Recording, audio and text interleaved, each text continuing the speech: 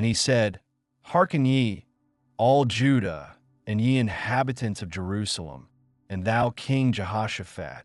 Thus saith the Lord unto you, Be not afraid, nor dismayed by reason of this great multitude, for the battle is not yours, but God's. 2 Chronicles 20 verse 15, KJV. Listen to these words. They were spoken in a moment of fear, when an entire nation stood surrounded, when a threat was real, and when strength alone would never be enough. Judah was facing a vast enemy army. Multiple nations had risen together. From the outside, defeat looked certain. The people did not know how they would survive, only that they could not do it on their own. And so they did the one thing that changed everything. They turned to the Lord. King Jehoshaphat did not rush into battle. He did not rely on numbers, weapons, or strategy. He called the people to prayer.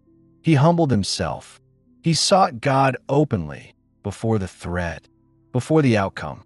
And then the answer came, not through generals, not through strength, but through my spirit. Be not afraid, nor dismayed. Fear told them they were finished. Circumstances told them it was over. But heaven declared something greater.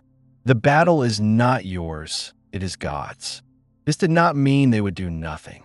It meant they would no longer carry what was never theirs to carry. They still had to step forward.